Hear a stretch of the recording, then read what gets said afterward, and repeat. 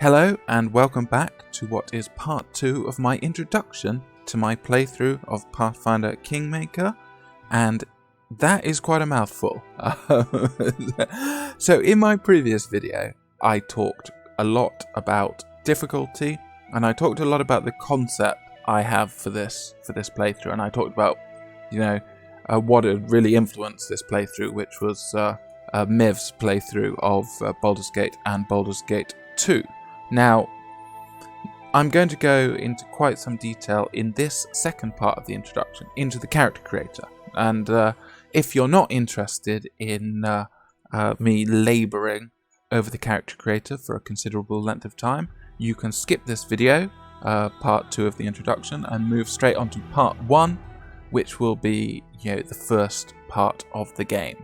However, if you are interested in my ramblings about the character creator, and watching me create my character, because I'm going to use creating the character I'm going to use in my playthrough as my jumping off point for discussing the character creator. I considered discussing character creation and creating my character separately, but I don't think that's the best way to do it, because the character creator is really complex, and it's nice to actually have a model to use. Now, the first thing I should say, a little bit of information, is that when you go into, once you've finished clicking difficulty, and you come here, you can select these pre-made characters. And Hedwig here is quite interesting. He's the only character who has or as far as I know, he's a character who has a higher point buy. So he has higher statistics than it's possible to make a character in this game have. So if you wanted someone with a little bit of an advantage, and you wanted to go fighter anyway, he might be a good candidate. We're not going to be going fighter. The game's got a relatively effective fighter class NPC in it. So without further ado, I'm going to launch into creating our Baron, our leader of the Stolen Lands. So obviously, as is so typical with these CRPG games, the first thing you do is you pick a portrait, and the portraits that shipped with the game are actually quite limited. A lot of these portraits are actually used in game as well, but they look really great though. The art style is fantastic. It's just, it kind of feels like they were lacking in number. I think there were more in Baldur's Gate 2 when it shipped. Anyway, because of that, I've going to use a custom portrait, and I've selected this wonderful portrait here, which I just think really embodies the character I am planning on playing through this game. You can quite easily click here, and that will enable you to access your custom portraits. There are some excellent portrait pack mods on Nexus, but you can also find nice albums on like Imgur of portraits that are cropped to the right dimensions, because if you want, and you can even make your own portraits as long as you know the aspect ratios, which you can find just by googling Kingmaker portrait. So we're going to be using this one here, and you might be able to guess what theme I'm going for this playthrough just by the sort of aesthetic of this portrait. So we're going to click next. So the first thing you're presented with in this game is this quite complex menu. There's a lot of things going on, and they're all quite beige. So firstly, the most important thing you're sort of seeing here, beyond the role-playing element of the appearance, is your stats, or I should say your attributes, in the top left. And they all start, for a base human, this guy here, at a flat 10. Okay? And then modifications occur away from 10, usually up, but sometimes down.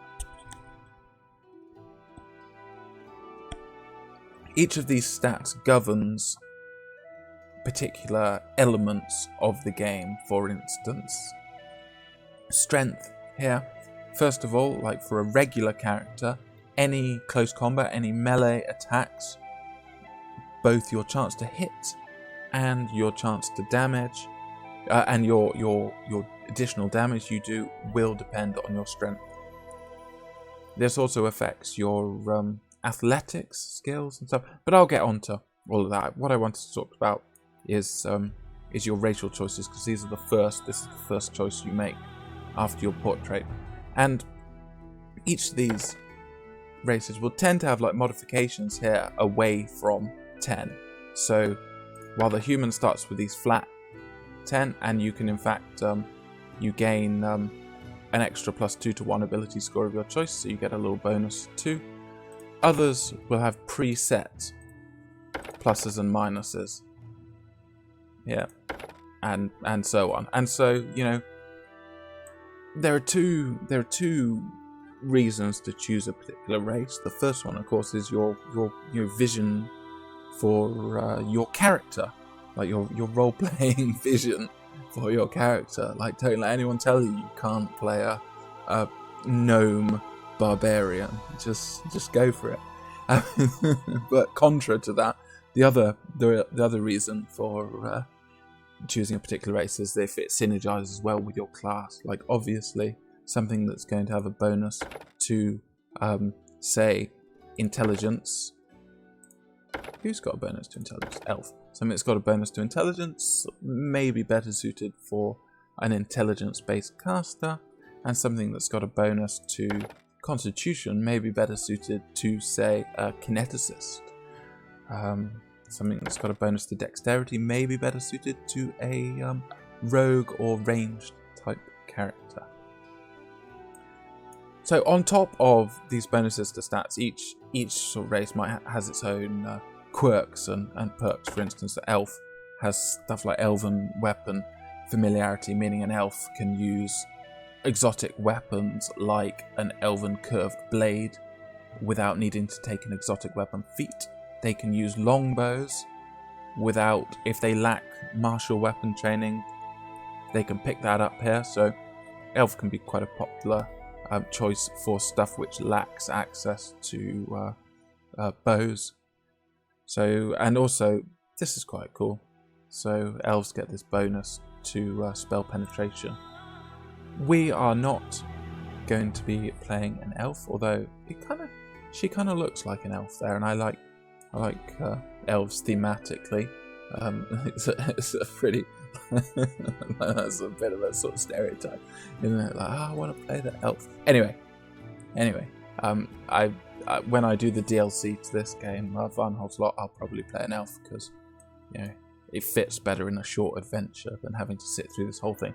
Plus, not entirely sure if elf really fits the theme of Kingmaker, like, in general. But that's just me. Play all sorts. Anyway, there are two sort of additional oddities here. That Aasimar, that's, you know, characters with divine heritage, and Tieflings have this heritage here. So instead of one set of modifications, you get what are, like, I guess you might call sub-races, and they're in 3rd edition D&D. That was where they really brought in sub-races, was it not? I'm talking out my ass there. But basically, instead of sub-races, for Aasimar and Tiefling, you get heritage here. And I'm going to be playing, even though this portrait doesn't look very Tiefling-like, for my character, I am going to choose Tiefling, and I will justify that away in relation to the portrait in just a moment. But I want to talk through what Tieflings get. First of all, they get these little bit of resistance here. So when you see resistance like this, resistance 5, that means the first 5 points of cold damage will not affect you. So if something does 30 points, it'll only do 25. This is nice, but a bit inconsequential, because our protections will mostly come from spells, which will either provide full immunity or, you know, a higher resistance than this off the bat. The other thing, of course, is the heritage here. So first of all, I'm going to play dress up here. We can choose to be, I think we're just going to be regular size. But horns really don't fit the picture, so we're going to take some rather little horns. And they're going to be a bit paler. Going to take there, and skin colour is quite pale. There we go. That looks much more like it. Give it yellow, but I think we're going to go there. Hairstyles are very limited for the Tieflings. Tiefling was a DLC race that was added, and unfortunately, while they did add the horns, they didn't add lots and lots of variety. I wonder if you can actually get some mods that change this sort of stuff, but it's a bit inconsequential. So, little horns hidden under the hood in the portrait, and who wouldn't if they grew up with horns? And we're going to be left-handed because, you know, what better way to signify our fiendish heritage than sort of 18th, 19th century myths about handedness.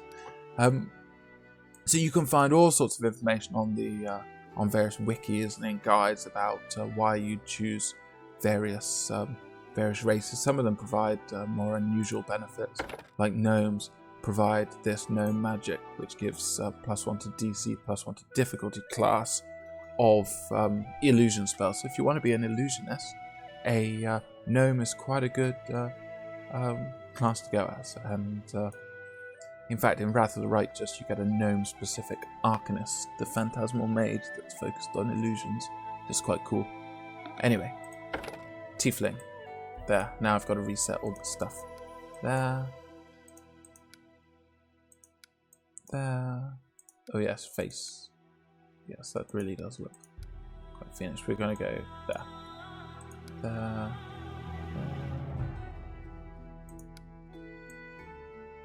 There we go.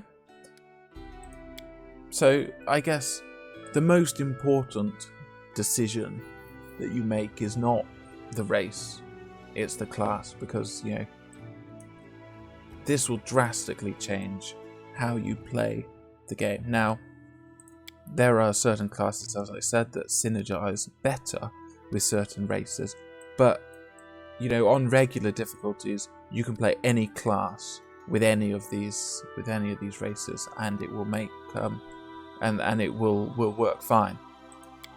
So I tend to divide the classes up firstly by what I think is the most important difference between the classes, because you're presented with this incredibly daunting list. You've got all these classes, and you've even got these ones that are grayed out, like what on earth are they? They are prestige classes which you need to meet certain criteria to go into. But I'll come up to that later. The most important division between the classes is their differences in base attack bonus. Now, base attack bonus, or as I will be abbreviating it, BAB, B-A-B, for base attack bonus, varies by class. You get 3 types of classes. You get full BAB progression classes, 3/4 BAB progression classes, and half BAB progression classes. A full BAB progression class will gain 1 to their attack bonus every level. So at level 1 they start with a BAB of 1, and at level 20 they have a primary BAB of 20. And so that means they will be able to hit things very often, either in melee or at ranged combat. Of course, BAB base attack bonus, that is the bonus you are getting to your attack roll in order to try and overcome the armor class, or AC. If your attack bonus plus your roll on a d20 beats the enemy's armor class, you will hit. If it doesn't, you'll whiff. So I'm sure you can immediately see that the higher your attack bonus, the better, and so the higher your attack, the higher your BAB, the more likely you are to have a higher attack bonus. there's another reason for this as well, is that your Bab determines your iterative attacks or your extra attacks. So at certain breakpoints, like Bab 6, you will gain an extra attack, and you gain these iterative attacks are at -5. So if you're at Bab 6, you will get a second attack at Bab with an attack with a Bab of 1, but your overall base attack bonus is 6. That's the sort of determining factor. So when you get to level 20, you'll be able to do four attacks before any modifiers such as offhand attacks and haste and bites and gores and all sorts of fancy additional attacks you can pick up. However, so if you're a full Bab class, you'll get those iteratives as soon as possible. You'll pick your first one up at level 6. If you are not a full Bab class, since your attack bonus, since levels max out at level 20, you will both get fewer iterative attacks, and also you'll get your iterative attacks later, and your attack bonus for those iteratives will be lower because your Bab is lower. So that's Bab, and that's the reason why you'd go a full Bab class. Now, full Bab classes are, as you'd expect, the more fightery orientated ones. Things like Fighter, Paladin, Ranger, Slayer, they're all full Bab classes. Now, you'll notice that all of those classes have, if you're familiar with fantasy classes, you'll notice that all those classes, typically have minimal spellcasting, and that's the trade-off. Classes with minimal spellcasting tend to have maximum Bab. Classes with, at the other end of the spectrum, like Wizard,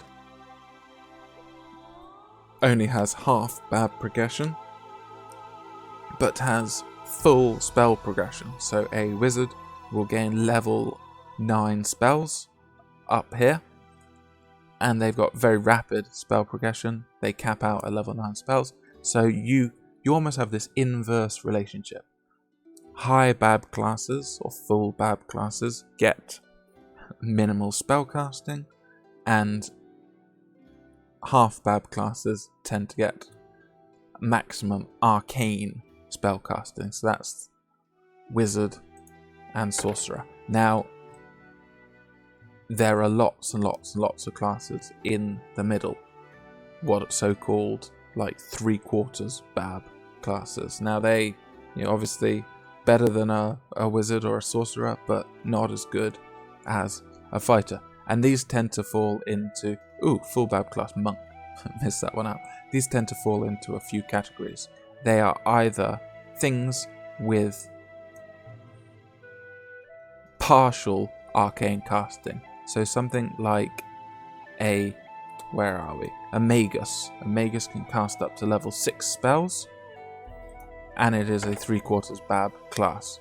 So they have modest spellcasting and, I guess, modest base attack bonus. So they can do both relatively well. And in fact, the Magus has lots and lots of ways to make itself an incredibly effective melee fighter, backed up by that spellcasting. If you're familiar in Baldur's Gate, the idea of the Kensite Mage or the Fighter Mage multi-class, and in fact, Miv in his playthrough, one of his player characters was a Kensite Mage, I believe, because that combination of melee capabilities and spellcasting is incredibly powerful. So Magus has arcane casting, and Alchemist has arcane casting and 3/4 Bab as well. Their spellbook is different to a Magus, but it's mostly taken from the arcane side, and a Bard as well, 3/4 Bab class with quite a bit of level 6 arcane casting like the Alchemist. The other side of the 3/4 Bab classes are those with divine casting. Now, divine casting is thematically different to arcane casting. It's far less about it's hard to sum it up, but and this is I guess an understatement of its power, but it's more support orientated, and that's not to downplay the power of divine casters who just can absolutely wreck stuff if played well, but typically it's more of that you get more spells orientated towards support and fewer towards destruction, I think is how I'd put it.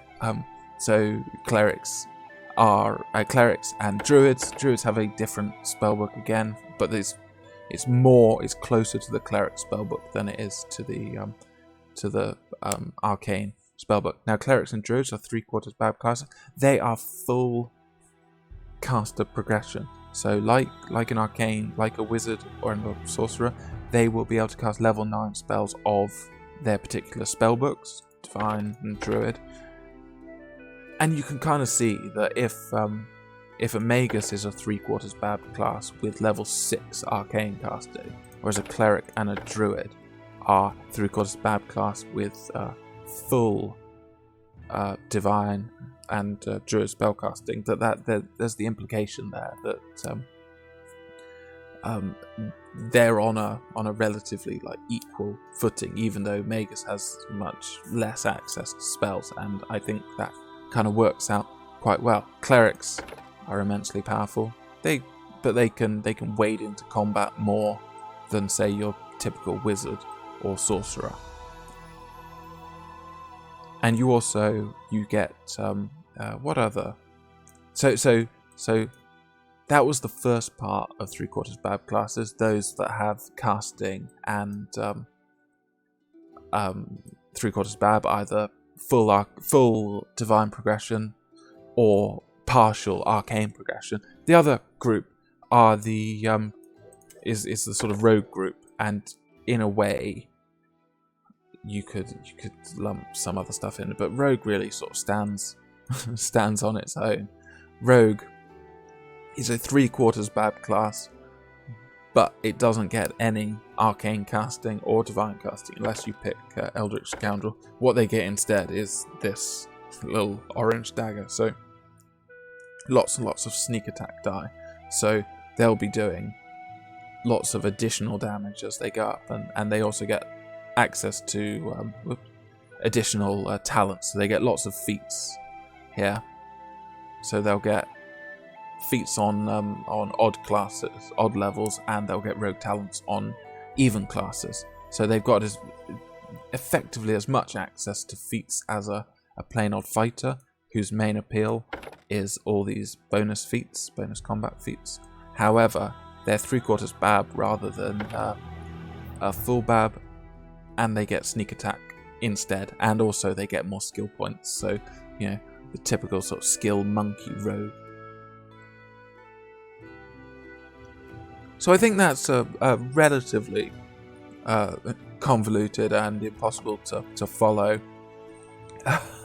description of all these sort of differences, because then it gets more complicated, because of course you can multi-class between them, and you can work towards prestige classes. Eldritch Knight is a very popular in the Owlcat game community, I guess, for having almost entirely full, for being a prestige class which gets almost entirely full spell progression and Bab progression.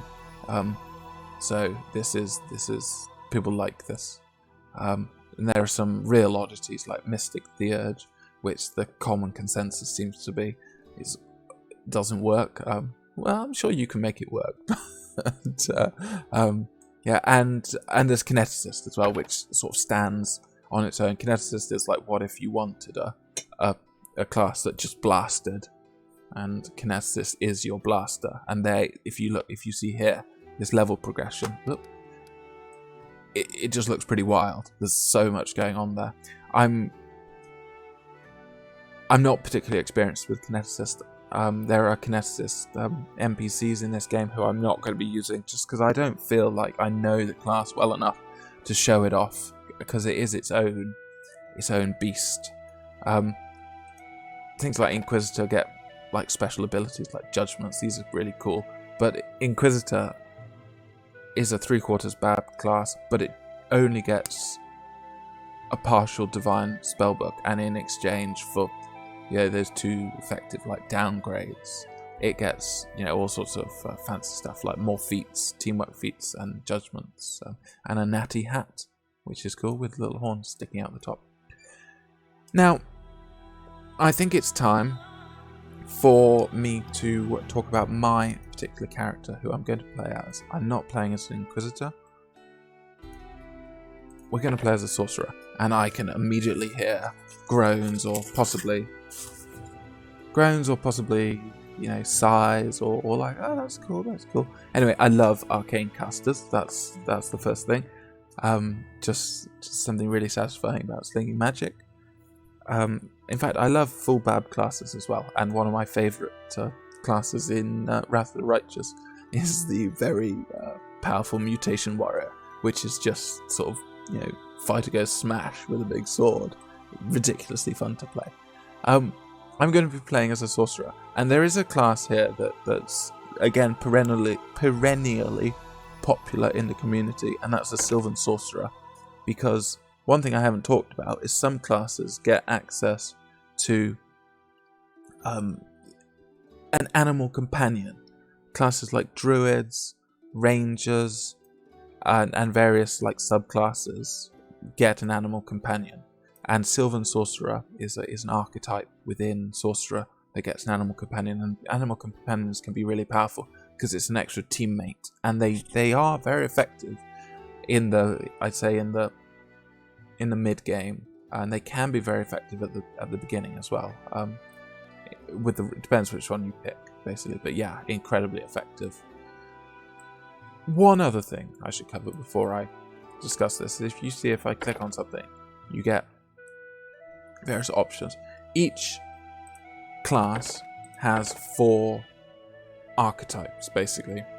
These are subclasses, and they are either the default one here, or these other archetypes which are themed. It'll give a little bit of information here. This isn't particularly fleshed out, but basically with any archetype you lose some stuff from the base class, and you gain some stuff in exchange. And I think a good example with Alchemist is the main thing about Alchemist is bombs. They throw bombs. Bombs are fantastic. There is an Alchemist companion, and he is going to be throwing a lot of bombs for us. However, the archetype Vivisectionist here, you'll notice no bombs. Instead, they get rogue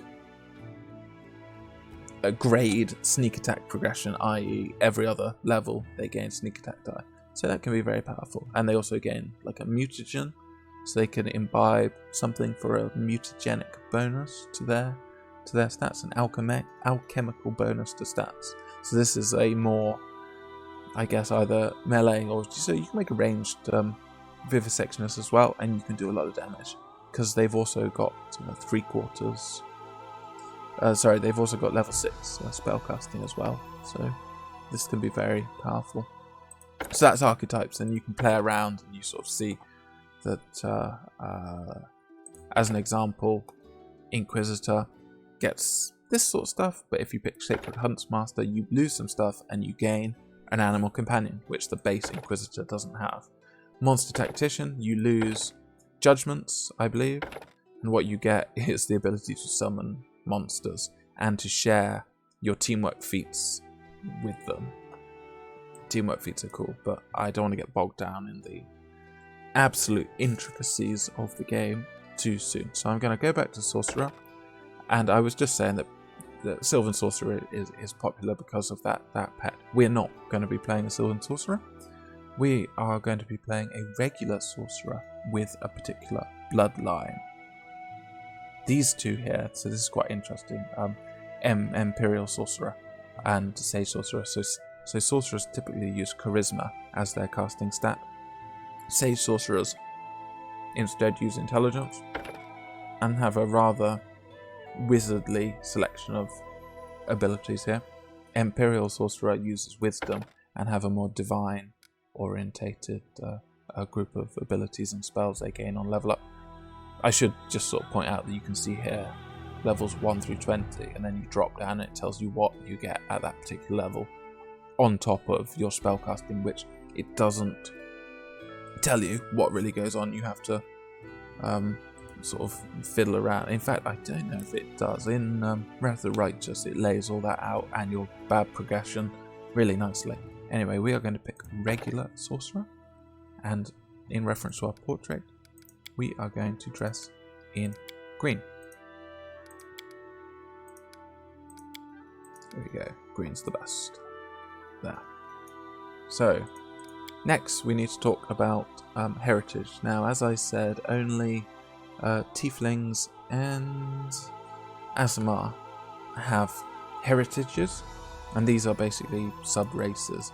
And for the Tiefling, it's like what particular fiend contributed its blood to mean that generations later you've sprouted horns and a tail.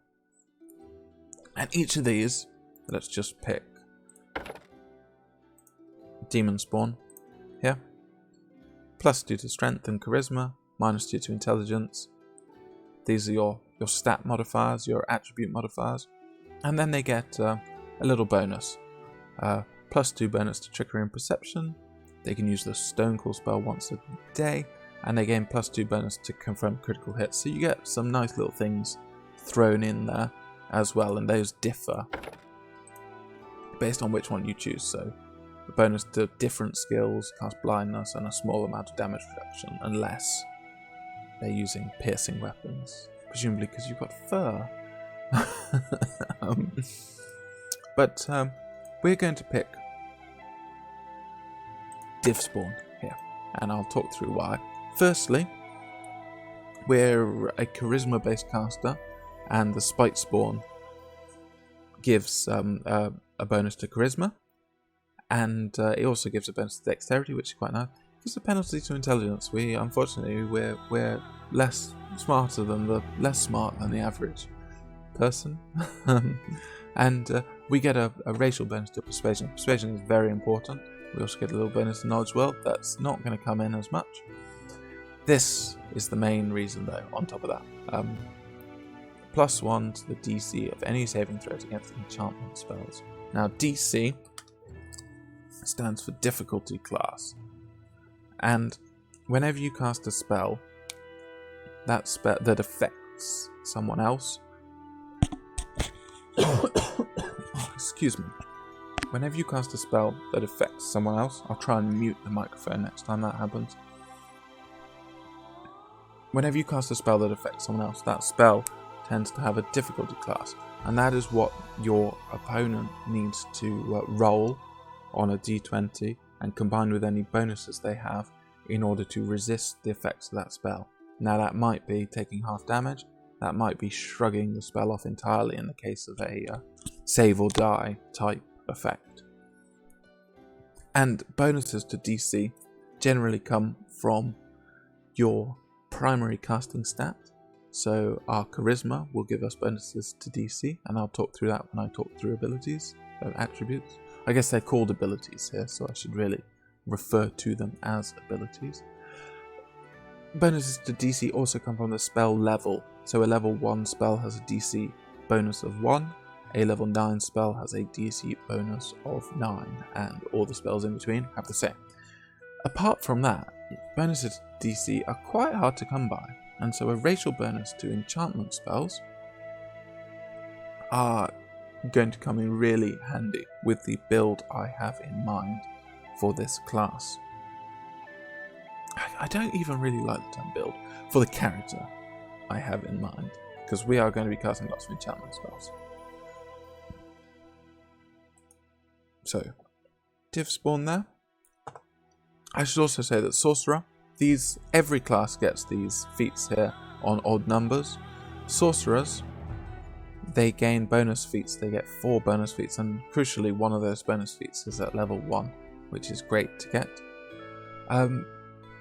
Sorcerers are not proficient with any armor or any shields, and they're only proficient with simple weapons, and which means don't expect them to be doing very much.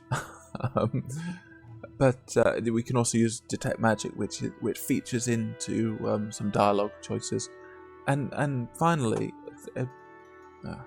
each sorcerer picks a bloodline. Basically, if you go with these ones here, your bloodline is effectively chosen for you. But as a general sorcerer, we get to pick our own bloodline, and these are basically divided into dragons, angels, demons, devil, ancient snakes, undead, elementals, and this is a sort of arcane, some sort of ancient wizard in your past. Each have got their pros and cons. Most of these dragons have the same spell layout, but they get additional damage based on an element. So of course a red dragon is going to be fire, a white dragon is going to be cold, a blue dragon is going to be electricity, and so on. The others, the elementals, you get a ray and you get some cool spells, but I think the consensus is that elemental bloodline is weak. But don't take my word for that. I don't play elemental bloodline. So like for example, the abyssal bloodline is set up with these this bonus here. You get strength bonus. It's set up to work better as a melee character, and also you as a summoner. So your summon spells gain damage reduction equal to half your sorcery level. So at level 20, your summons will have damage resistance of 10, all of them, which is quite cool. You get wings, and I'm sure this can be made to work really well with the right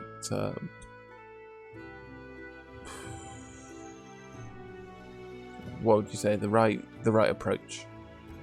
But as far as I know, dragons are pretty popular. We are going to go Fey bloodline, and there's one main reason for this is that the Fey bloodline is really congruent with the plot of this game.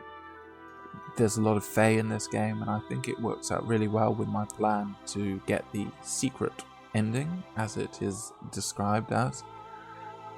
This fits thematically, and it makes sense going that route to go the Fey bloodline. Now, I want to talk a little bit about what this gets us.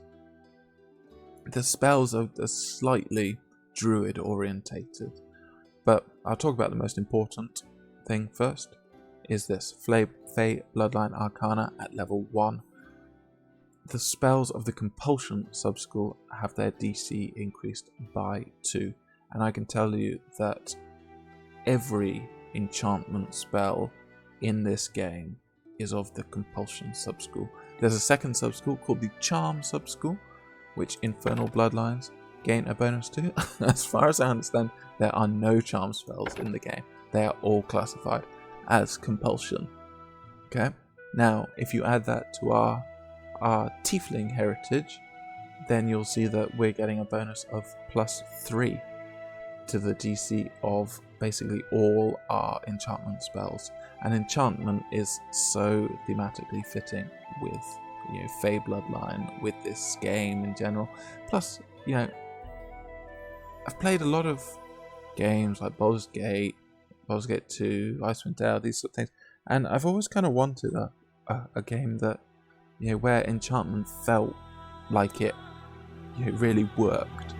And Pathfinder, Kingmaker, and to an even more extent, Pathfinder Wrath of Righteous are those games. Now, what else do we get? We get Law Nature, which is a very handy skill to have, although we're going to have a companion who outclasses us. We get Laughing Touch. We're never going to be using this. Read it if you want. We are not going to be making one round melee touch attacks against anyone. And these are just regular sorcerer stuff.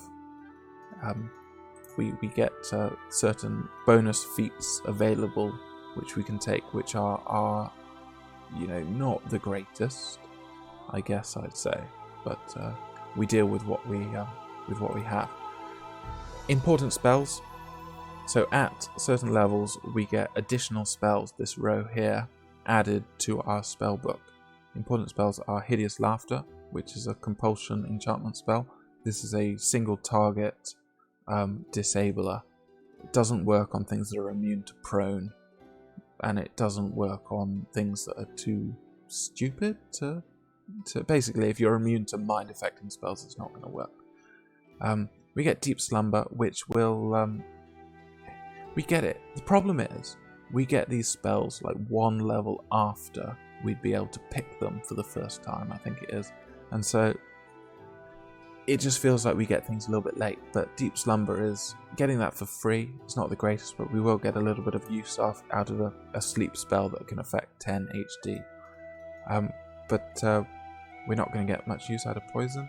This is the other main reason. This is another part of our Bloodline Arcana, which is that at level 15 we get a +2 bonus to overcome spell resistance, and that stacks with the 2 relevant feats, Spell Penetration and Greater Spell Penetration, both of which we will be taking for a +6 bonus to our caster level to overcome spell resistance, which is going to be great because we're really gonna need that. We get some summon spells which are Fae themed, and if we manage to get up to level 20, this is we get Cloak of Dreams once per day.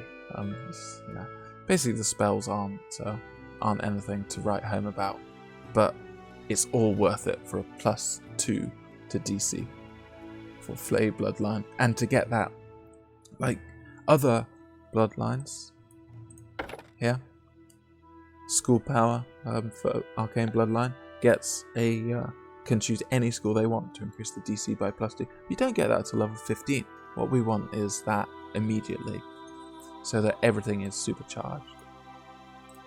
There. I think I've talked quite a lot about this, so thematically congruent and incredible bonus for wanting to go enchantment. So next up, now that we've picked our race and our class, we can see our stat outlay, and that has our Tiefling heritage bonuses already applied. +2 to charisma, +2 to dexterity, -2 to intelligence. Now we have what's called a 25-point buy. Now the first 3 points, 1, 2, 3, cost 1 point. The next one will cost 2. Next one will cost 2. Next one will cost 3. So it's the up to that modifier. So 1, 1, 1. 2, 2, 3. 3, 4. So what I'm getting at there is the higher the value of your ability, the more you're going to be paying in points to take it. And if you have a +2 bonus, that shunts the cost up by 1 rank. So for dexterity, to take 14 dex only costs us 2 points here, which is really nice, if that was important to us. So I'll go through, because I'm being thorough here, I'm going to go through what each of these stats do in game and why you might want to raise them. So first off, and we can do this accompanied by the information. So first off, strength determines your strength bonus to your attack bonus. And of course, every 2 points you put in anything, you get a modifier of +1. And so on. Up as high as you can get it. You can see, because we're a half Bab class, our melee attack Bab is at 0 because we're a half Bab class.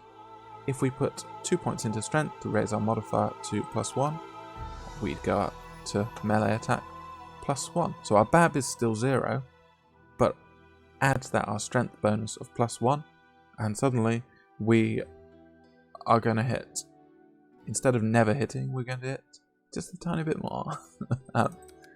Yeah, so that's strength. It also determines your damage bonus.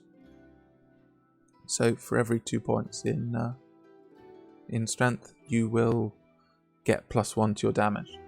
So if we were to go up to 18, every time we hit something, we're going to be doing +4 damage on top of anything else. And if we're using a two-handed weapon, I believe we get 1.5 times our strength modifier, so we'd be doing +6 with a two-handed weapon. Strength also affects one of these skills, athletics, so how good you are at leaping and jumping up and lifting weights and chopping wood, that sort of stuff, typical fantasy fare. And you get what are called strength checks, which are just flat, testing your strength there. That's based entirely off your modifier, so a +1 modifier would mean your strength check would be, roll d20 +1. So anytime you're going to be hitting something in combat, in melee combat, strength is your go-to stat.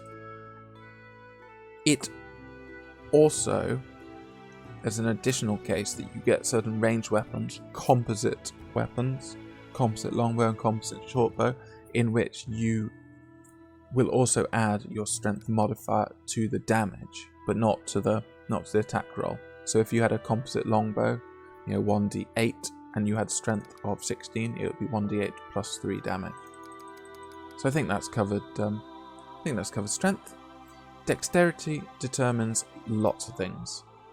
So first of all, it determines your chance to hit with ranged attacks. You can see we've got a ranged attack of +1. Our BAB is of course 0, but with 12 dexterity, we are adding +1 to hit with ranged weapons. It also affects your armor class. You gain a dexterity bonus to armor class. If you see down here, AC 10, everyone starts with a flat 10 armor class. That means that if something with 0 attack bonus rolled, their D10, they'd have to reach that 10 in order to hit you. Any lower and they'd miss, or it would bounce off your armor, or however you want to justify the AC system. Now if we add dexterity up to 20, we now see our armor class has gone up to 15 there. So dexterity serves like these multi-purposes. So not only does that mean we're more likely to hit ranged, it also means we're less likely to be hit ourselves. Now there's more to this as well, because certain classes and certain feats will allow you to use your dexterity for melee attacks as well. So first of all, rogue. One of the main things about the rogue is that I believe it's at level 1 they get weapon finesse. It's called like rogue's finesse. It means that they can use dexterity instead of strength to hit. And I think it's at level 3 they can choose their first weapon in order to where are we? Here, finesse training at level 3. You can choose a weapon to not only add your dexterity to your attack bonus, you can also add your dexterity to your damage. That's basically limited to rogues. It's a really cool ability. Let me just make sure I do everything back again. And finally, dexterity will so not only for ranged attacks that are using like a bow or a crossbow or a dart, also what are called ranged touch attacks. So things like the spells like Scorching Ray, you'll make a ranged attack check to see whether your blast of fire hits. That's not to be confused with area of effect spells like a fireball, where you just hurl it and it catches everyone in its blast. These are ranged touch attacks. So yeah, finally, it affects what's your reflex save. So you have 3 different saves here: Fortitude, Reflex, and Will. Fortitude gets a bonus from Constitution, Reflex from Dexterity, and will from wisdom. And generally different things target different saves. Enchantment spells always target will. Things like dodging a fireball will test your reflex save, and something like shrugging off poison will test your fortitude save. So fortitude is like your how resilient you are, reflex is how nimble you are, and will is how sort of strong in mind you are. Different classes get different progression of these saves. So generally, arcane, like caster classes, tend to have fast will save progression. Fighter classes tend to have fast fortitude progression, and rogue fast reflex. Rogue and ranger, like ranged related stuff, has faster reflex progression. And of course, since will is dependent on wisdom, if you're playing a wisdom based caster, which is almost every, bar some particular archetypes, almost every divine and druidic caster depends on wisdom, so you're going to start out with great will save there. Okay, so that was dexterity. Constitution affects how much health we get. You can see as a squishy sorceress we have 7 hit points. Bump that up and we'll get bonus hit points every level, so it'll mean we'll be slightly tougher. That's basically all it does, apart from fortitude saves as well. Important, but on a caster class, if you're getting hit, a couple of points in Constitution may save you, but more than not, they might not. Some people play just with this sort of dumped way down, play a sort of real glass cannon class. We're not going to be doing that. Intelligence. So intelligence is a arcane spellcaster slot. So wizards and things like arcane trickster, which is a rogue subclass with arcane casting, and alchemists cast with intelligence as their stat.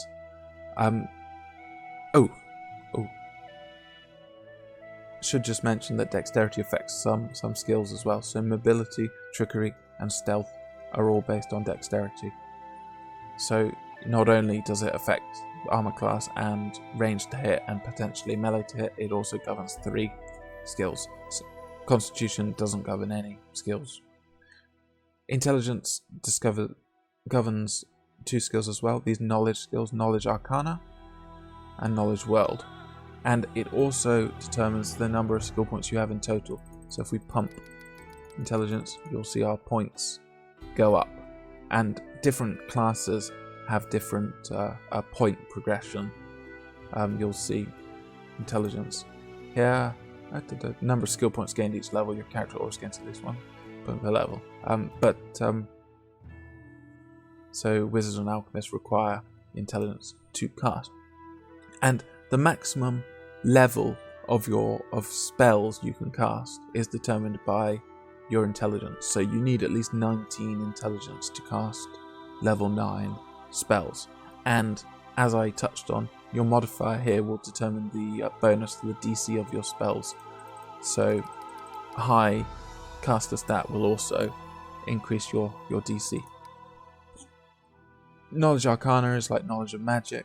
Knowledge world is knowledge of the world. These are checks that normally come up in dialogues, or they might come up when you're examining certain things on a map. Wisdom, how wise you are, basically governs is your default divine casting stat. If you're not playing one of the archetypes that uses charisma, there might even be one that uses intelligence. I don't know. Also governs your will save and governs law nature and law religion. These are sort of the difference between law and knowledge. Law nature is really important because that's governs your ability to hunt in the overworld. Law religion, I'd say, modestly less important because it doesn't come into map travel. Although, interestingly, in Wrath of the Righteous, law religion determines your ability to conduct rituals to reduce corruption when you're resting on the overworld map. And yeah, so it becomes more useful there. It also governs perception, and perception is a really important skill in this game, because there's lots of hidden items that rely on you spotting them by making a perception check, i.e. a D20 plus your perception skill. And if you miss them, then with your whole party, you don't get to make another attempt until you level up. And if it's one where you don't know it's there, then you might never revisit that map again, and so you've missed the opportunity. So having at least 2 people with high perception is really handy. And finally, charisma. Now, charisma was an interesting one because it's sort of, you know, it's not just appearance. It's meant to be like personal magnetism. It's meant to be how, you know, almost like how much of a leader you are. And so charisma firstly governs persuasion, but it also governs use magic device. And I think the rationale behind this is that you're literally like using your force of personality to convince a bit of magic to do what you tell it to do without really knowing, without having the training. You convince it to do what you want. It's also the default casting stat for sorcerers. So now I'm going to talk about our stat outlay. So we'll put it back to how it was when we started, which was there and there. So first of all, we're just going to hit this button a lot of times. So because we're +2, 20 is the maximum. Apologies, that was me muting in order to cough. Now, there are a few ways you can go here. If you're only a level 6 caster, you might keep this at 16, meaning you can cast up to level 6 spells. But since you're not going any higher, and if you're only going to be casting buff spells, and you only had access up to level 6 spells, that would be perfectly adequate. You could even have it lower and boost it with items. Okay. Secondly, you gain 5 additional ability points throughout your progression from level 1 to level 20. They can be added to anything, and they don't factor into the point buy system.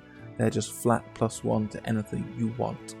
And so by starting with an odd number like 17 or 19, by adding an odd number to that, you end up with an even number, meaning your modifier will even out. So to give a silly example, if we started with charisma 15, then by the end we'd have charisma 20, and we just crossed the threshold to a +5 there. Now, that sort of means that there's a common wisdom that 19 is the best. However, there's a counter school of thought here that for half if you start with 19, you need to wait until you get your next point to go up to your +5 modifier. Whereas if you start with 20, you start with a +5, right? And so for half the game, you will have a higher modifier than you would if you started with 19, which is very powerful because remember that's +1 to our DC. With charisma 20, we have +5 to our DC, plus our 2 from our Fey bloodline, plus our 1 from our Tiefling div spawn. So 5, 6, 7, 8, plus 8 to our DC out the bat, whereas that would be +7. So you can see the idea there. And if you were really sort of stretched, you could say go 17, and that would mean you'd cap out at what would you cap out at? 22. Yeah, which might be respectable, but you know, my instinct is to push these as high as possible. So either 19 if you want to have an optimum like point distribution, economy of point distribution, because you can see going from 19 to 20, because we've got this +2 bonus, costs us 4 points, so it's quite costly. But because we got that +2, we can go as high as 20, whereas most classes without this bonus will be capped at 18. So if we were just to demonstrate on something we don't have a bonus to, we can't go any higher than 18. And something we have a penalty to caps at 16. And it's expensive to get that high. You can see that costs 4 points just to get up from 15 to 16. So I, for the sake of being a very effective spellcaster using these save or suck spells, i.e. they either save, they fail their save, and effectively it's game over, or they pass their save, in which case the spell is completely useless. Yeah, so we're going Charisma 20. Now, the other thing I'm going to do is I'm going to even out our intelligence, because I don't like having less than 10 in any skill. We're going to bump Strength to 12, and we're going to bump Wisdom to 12, and we're going to bump Dexterity to 14. And you'll notice that we've got no odd numbers, and so our last skill point will be, effectively wasted. But we'll be putting everything into Charisma to get that as high as possible, as soon as possible. It'll cap out at 24, then we'll have a spare point, as it were, to go somewhere else.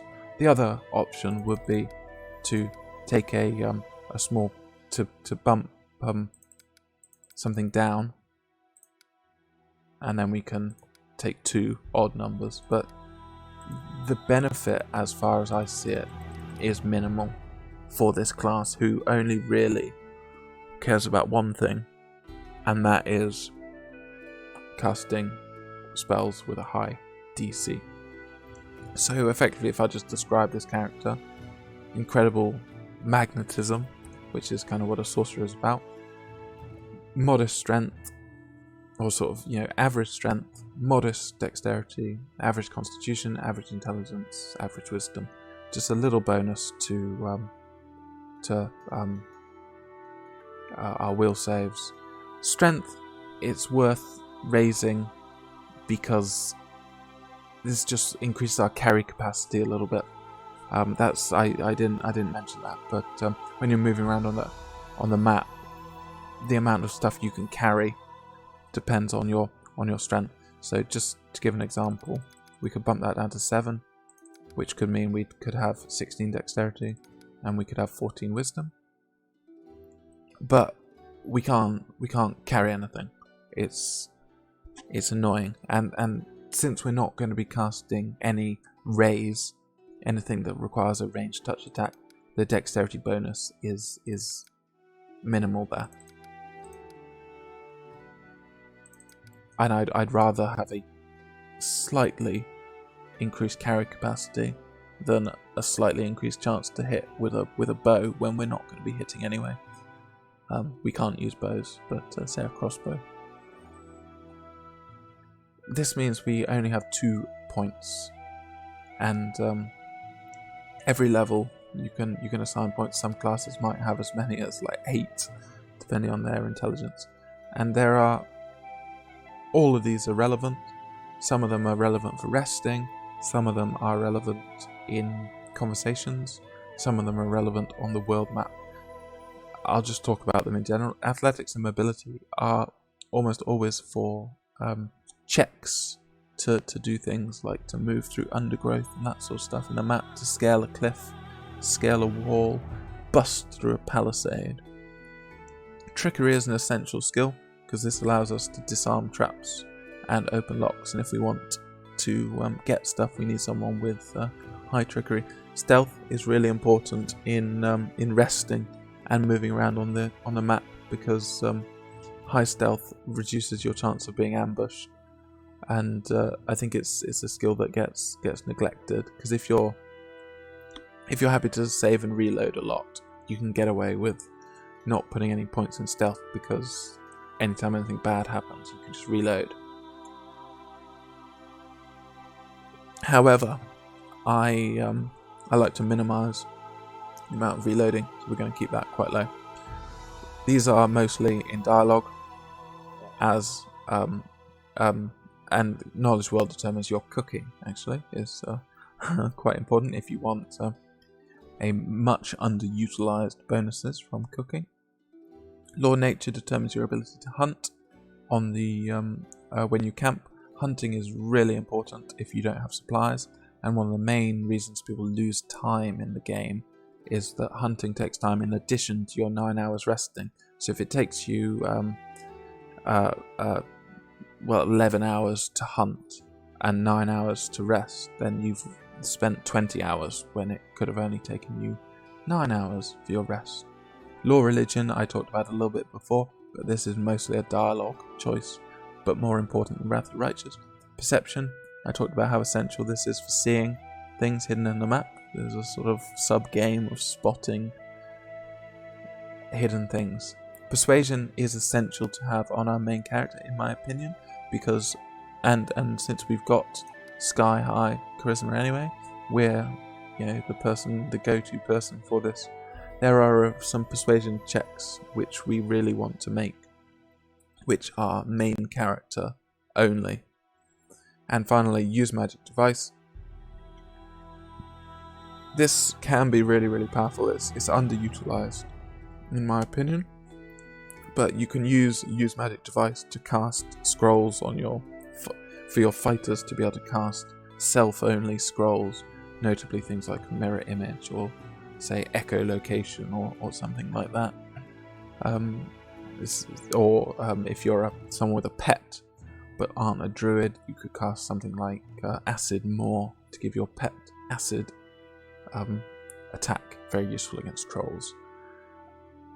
We're going to take 1 point in this just to unlock it, and since we've got +9 here, that's fine. We're already an arcane caster class, so really this is just unlocks the ability to use some spells which aren't on our spell list, and most of our other stuff is going to go in law nature or knowledge arcana. I'll decide which one, but probably law nature. So that's our outline for our character. Speed, I just mentioned this briefly. Short classes, which is limited to gnomes and halflings, not dwarves. Dwarves are medium. Small classes get a reduced movement speed, so if you're contemplating picking a gnome or a halfling, bear in mind that they'll move slightly slower. Wow, that's a lot of chat about this screen. Okay, abilities. This is our feats. Now I mentioned how on every odd level we get a feat, and we also get a bonus sorcerer feat, and how classes like a fighter get bonus feats every even level as well, for a total of 20 feats, whereas we only get 10 plus 4. If we went human, I should point out that one of the main advantages to going human is a human gets a bonus feat at level 1, and feat tempo is really important. So being able to take 2 things you really wanted at level 1, like precise shot. So in order to there's a penalty if you're shooting anyone in melee combat in this game. You take a -4 to hit until you get the precise shot feat, and the precise shot feat is locked behind the point blank shot feat. And if you're playing a class with not many feats, right, it will be, if you only get 1 at level 1, it will take you until level 3 to pick up to pick up precise shot. So until you can get to level 3, anytime you shoot anyone engaged in melee combat with someone else in your party, you're rolling with a -4 penalty, which is crippling if you were relying on them hitting. If you're just plinking away with a crossbow and you don't really care, that's just a sort of maybe it hits, maybe it doesn't, that's fine. And in fact, I think that's one of the benefits of real time with pause that I didn't mention in my previous video, that if you've got a character that fires away with a crossbow with a sort of hope and praise that maybe they hit, you feel the misses a lot less when you're playing real time with pause, and it's more about, you know, the odd lucky hit than a string of misses. Whereas really it's a string of misses. If you're doing that in turn based, and every time you're clicking to fire and they miss, that may well goad you towards picking up these point blank shot and precise shot feats on an arcane caster who in the early game may well just be plinking away with that crossbow. We're not going to be doing that. We are going to be going spell focus. Spell focus enchantment. Add +1 to the difficulty class. You can see the theme here, can't you?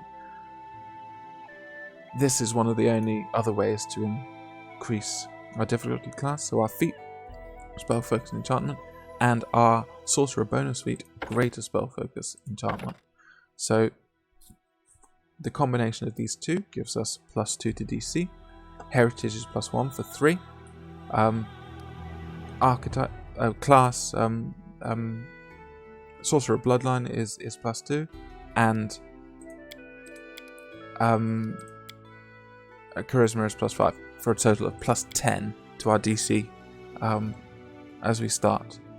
So if we cast a level 1 spell, that will give us +11 to the DC of that spell. And if we cast a cantrip like Daze, we'll be rolling at +10, which is fantastic. So the DC starts at 10, so it means our level 0 cantrip, which we can spam as much as we want, Daze, will have a DC of 20, meaning early enemies will only resist it on the roll of a natural 20, which is perfect.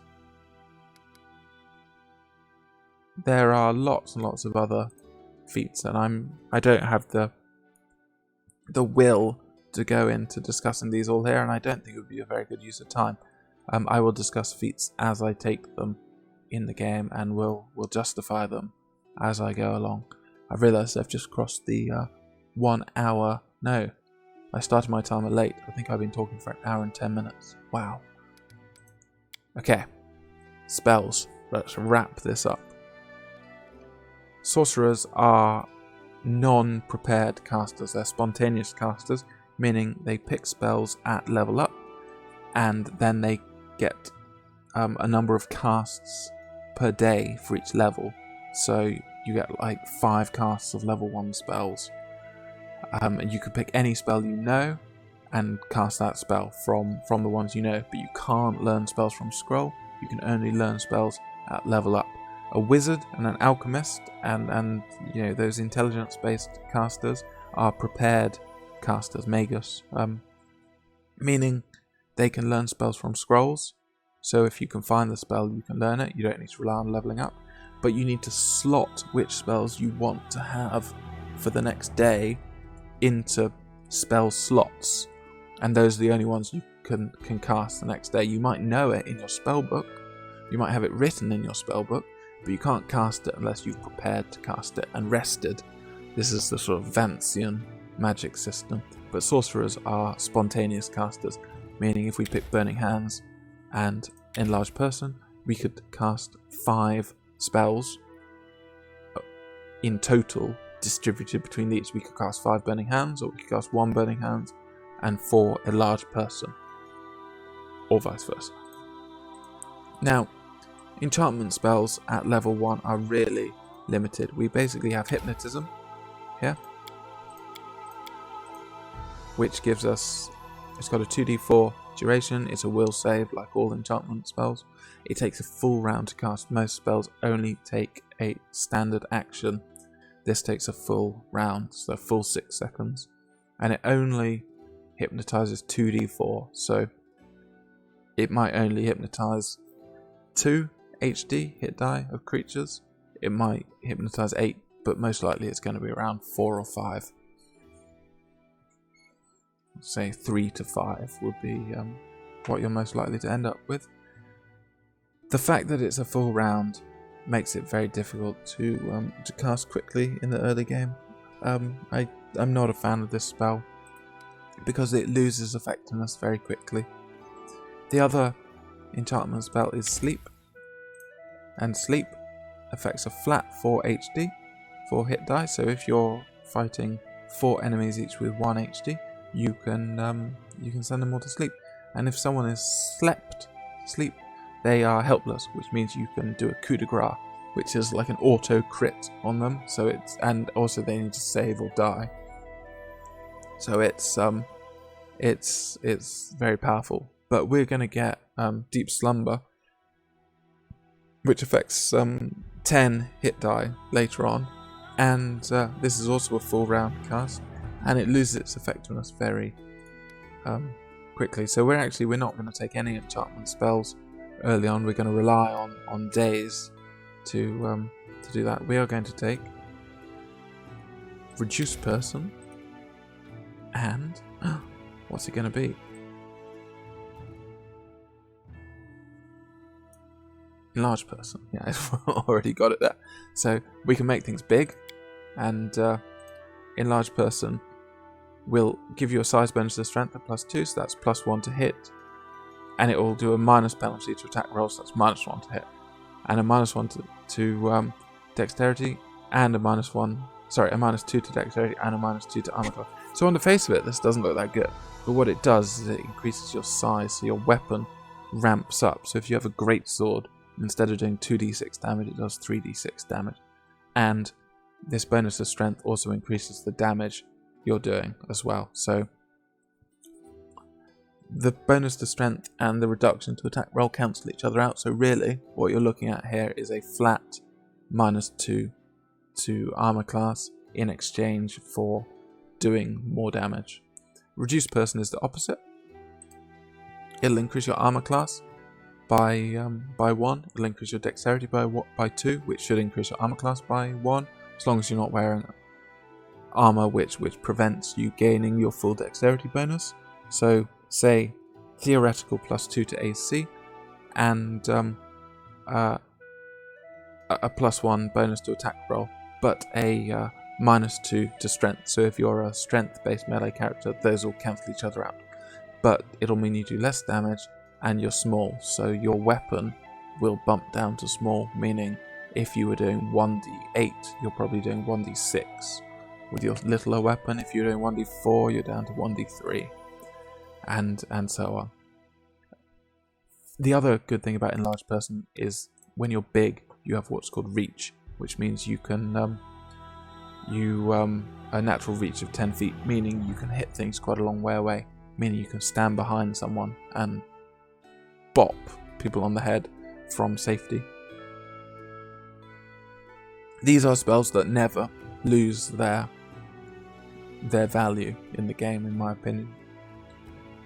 There's always a use for these. Most of these spells lose value. Something like Hurricane Bow doesn't, but we're not using a bow ever. And well, we're never expecting to be able to hit. So, while this is nice, we're going to be plinking away with a crossbow early on, but it's not worth investing in my opinion. Raise, Necromancy, these are good spells. We are going to be picking Mage Armor because we can cast that on other people, and we're probably going to pick Magic Missile because it's nice just to have a small amount of damage that never misses, which we can use in certain encounters, and then after that it's a sort of free-for-all. So we've got these two spells here. Finally, our character is going to be called Alice. We are going to be neutral. Good. Now, justification for this. There's some quest resolution that requires neutral that I really like to do. Sorry, that was coughing again. And I think that this whole module, Pathfinder module, lends itself really well to a good alignment. There are certain benefits to being lawful, but we're gonna get by without them, and we are going to choose a voice. The spell's not working. This will hurt. Let's move. Let us be careful. Let's move. I do not find this to be useful. Oh, I see. Interesting. And This hurts so we are much. of course going to pick the the worst one or the best one in my opinion. This is great. And this it's one. the spell's not work. This hurts so much. Right, and birth date doesn't really matter, although you will get a birthday in game. So yeah. So what I'm going to do, I'm going to Away, you rascal. bring up this this sheet here. This shows a summary of everything that we've got, all our abilities and spells, feats, traits, our martial stuff, 0 base attack bonus, simple weapon proficiency only, resistances from being a tiefling, our skills here, our spells, we can cast 5 level 1 spells, our total melee attack bonus, our total ranged attack bonus, AC, I should just say here, flat-footed, before you make your first action in any combat, you are flat-footed, meaning you lose your dexterity bonus to armor class. That can be really punishing. And you're also vulnerable to being sneak attacked. Touch AC, that is some attacks like, rays from a wizard target what's called touch AC. So that means basically, unlike a sword that might need to penetrate armor, a touch attack, all it needs to do is touch someone. You imagine like if you're using like a spell like Shocking Grasp, it's a jolt of electricity. It doesn't matter if you can't get through the armor or not. All you need to do is touch someone and you can electrocute them. So these are both really important here, but we got rubbish AC.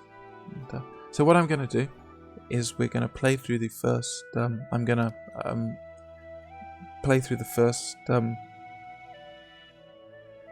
part of the, actually I'm going to finish the video here and we're going to start the next video with the first part of the game. Okay, and that'll be effectively part 1 of this series. Anyway, see you then.